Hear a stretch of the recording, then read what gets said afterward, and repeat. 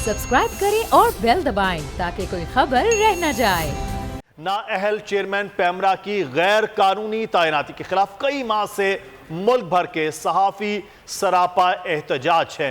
हर शहर में हर जगह पर सिविल सोसाइटी हो या फिर सहाफ़ती तंजीमें, कैमरामैन हो या रिपोर्टर इस वक्त सख्त एहतजाज कर रहे हैं और गैर कानूनी तैनाती के खिलाफ इस वक्त लाहौर हाई कोर्ट में पटिशन भी दायर की जा चुकी है। वाज़ेह हो चुका कि सलीम बेग की तालीमी काबिलियत और तजुर्बा उनके ओहदे के लिहाज से गैर मुतल्लिका है। लाहौर हाई कोर्ट से पैमरा और मुतल्लिका इदारों से इस हवाले से जवाब भी तलब कर रखे हैं। जी हाँ नाज़रीन, ना सिर्फ ये बल्कि वज़ीर आज़म इमरान खान भी एतराफ़ कर चुके हैं कि सलीम बेग की बतौर चेयरमैन तैनाती गैर कानूनी है। लेकिन इस सब के बावजूद नाअहल चेयरमैन पैमरा सलीम बेग बदस्तूर अपने ओहदे पर बराजमान है। अजब ही गोरख धंधा है नाज़रीन। आज की स्पेशल ट्रांसमिशन में हम इसी गोरख धंधे का पर्दा चाक करेंगे। वाटर गेट हो, मेमो गेट हो, उसके बाद पैमरा गेट स्कैंडल का खुलासा होगा। और सूरत हाल आपके सामने कि नाअहल चेयरमैन पैमरा इस वक्त अपनी तैनाती को शो कर रहे हैं कि कितने वो नाअहल है, क्योंकि बार बार बोल न्यूज को ही नोटिस जारी किए जा रहे हैं, बार बार तौहीन अदालत की जा रही है। पेशावर हाई कोर्ट के अहकामात की धज्जियां उड़ाई गई। दोबारा से बोल न्यूज को 30 दिन के लिए बंद किया गया, लेकिन बोल न्यूज को पहले भी अदालतों से रिलीफ मिल रहा था, अदालतों पर एतबार और एतमाद था और अदालतों ने ही सही फैसला किया और दोबारा से उस ऑर्डर को कलअदम करार दिया गया जो चेयरमैन पैमरा ने बोल न्यूज की बंदिश के लिए किया। आज हमारे साथ इस डिस्कशन में मौजूद है सीनियर कानूनदान आरिफ चौधरी साहब। बहुत शुक्रिया आरिफ चौधरी साहब, आपने हमें वक्त दिया। हमारे साथ इस वक्त मौजूद हैं senior anchor person Jamil Farooqui साहब। जमील फारूकी साहब, आपका भी बहुत शुक्रिया। पिछले हाल ही दिनों में वज़ीर आज़म के साथ जमील फारूकी साहब ने इंटरव्यू के दौरान भी ये सवाल किया था, आज उस पर भी उनसे बात करेंगे, लेकिन उससे पहले आरिफ चौधरी साहब से आगाज़ कर लेते हैं। आरिफ चौधरी साहब, बड़ा बेहतर तरीके से एक पूरा एक मैकेनिज्म बनाया कि कुछ भी हो जाए बोल न्यूज़ को किसी न किसी तरह से बंदिश का निशाना बनाना है। चेयरमैन पैमरा ये ज़ाती मामलात को ले आए, ज़ाती अनाद बना लिया है, ज़ाती बुक्स बना लिया है बोल न्यूज़ के हवाले से। पहले पेशावर हाई कोर्ट ने अहकाम दिए कि गैर कानूनी बंदिश है, बोल न्यूज़ को खोल दिया गया।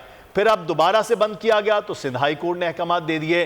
तो सर, ये इतना जो बाइख्तियार है इदारा पैमरा, उसके इख्तियारात इस तरह गलत इस्तेमाल हो तो कहां चैलेंज किया जाए? फिर उसके हर बार क्या अदालतों में ही जाना होगा?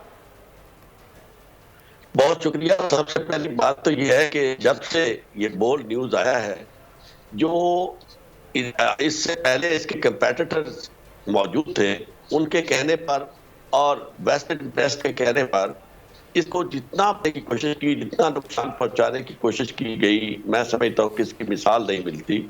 और ये इंतहाई काबिल मुज़म्मत बात है कि एक इदारा अगर आता है मैदान में, और स्पेशली ये जो आप एक्सप्रेशन की आज़ादी है, इज़हार राय की आज़ादी, इस हवाले से तो कंपटीशन जितना मैक्सिमम दुनिया में ऐसा कोई नहीं होता कि कोशिश की जाए कि इदारा ही बंद हो जाए।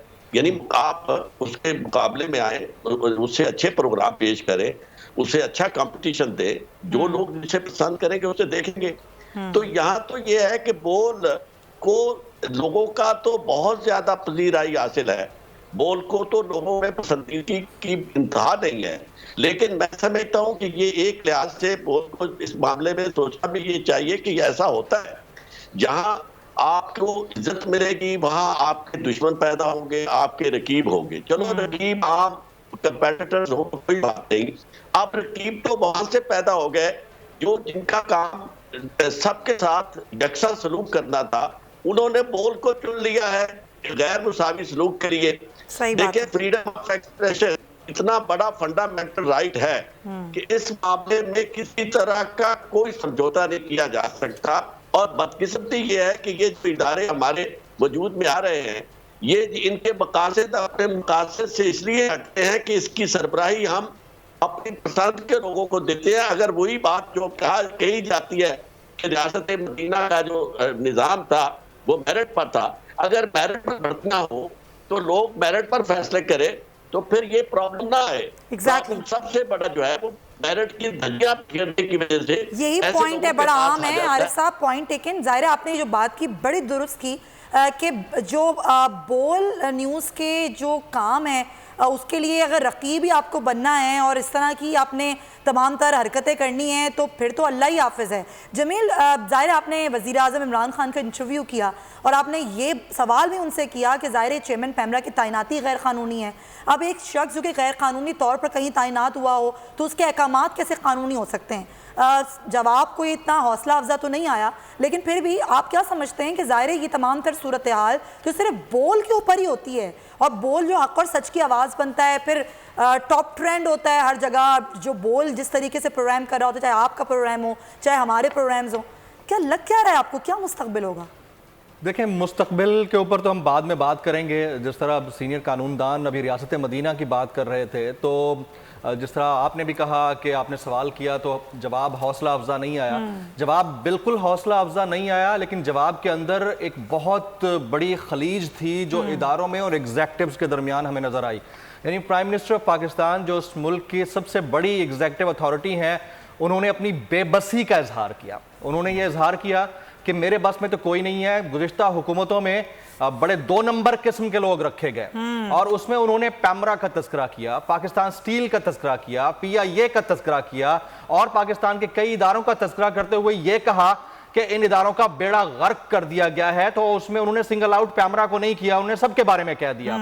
लेकिन यहां पर सवाल यह उठता है कि अगर किसी की टेन्योर पोस्ट है और उसको अपना टेन्योर मुकम्मल करना है, चाहे वो 3 साल है या 4 साल है, तो आखिर कोई ना कोई तो कानूनी रास्ता होगा जिसके जरिए अगर किसी की अपॉइंटमेंट इलीगल तरीके से हुई है और अपने बहुत सारे लोगों का हक मारकर उसको रखा गया है, कि कानूनी रास्ते के हवाले से सारे इशू पर अपनी ट्रांसमिशन पर जमील बात कर रहे थे। मैं चाहूंगी जमील कंटिन्यू कीजिएगा। ये बड़ा अलमिया है हमारे मुल्क का कि एग्जीक्यूटिव जो हैं वो भी बेबस नजर आते हैं इदारों के सामने। देखें, सिर्फ बेबसी एक जगह पर नहीं है। बेबसी से सबसे बड़ा जो अलमिया है वो ये है कि कोई भी इदारे का हेड किसी एक शख्स के साथ या एक इदारे के साथ पर्सनल हो जाता है। अब 2 दफा गुज़िश्ता 1.5 महीने के दौरान बोल न्यूज का लाइसेंस मुअत्तल हुआ है और कार्रवाई कब होती है?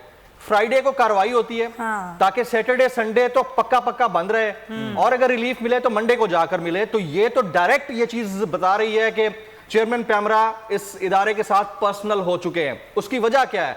क्योंकि हमने एक्सपोज किया है, हमने एक्चुअलिटी, हम आइडियोलॉजिकल फ्रंट्स के ऊपर लड़ रहे हैं और हमारे लिए ये वो कहते हैं ना वाटर गेट स्कैंडल होगा या मेमो गेट स्कैंडल होगा, हमारे लिए ये पैमरा गेट स्कैंडल है।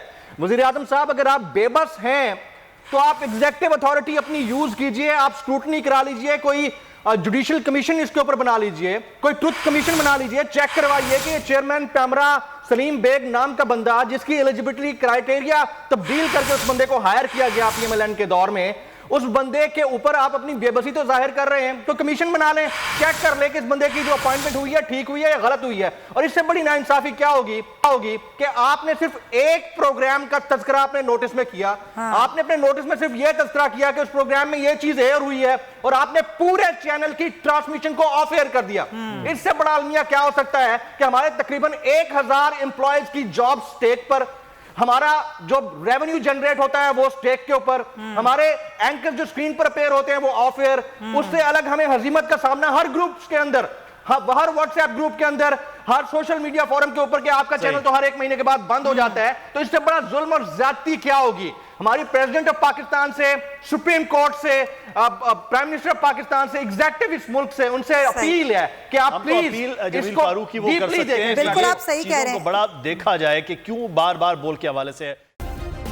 सब्सक्राइब करें और बेल दबाएं ताकि कोई खबर रह न जाए।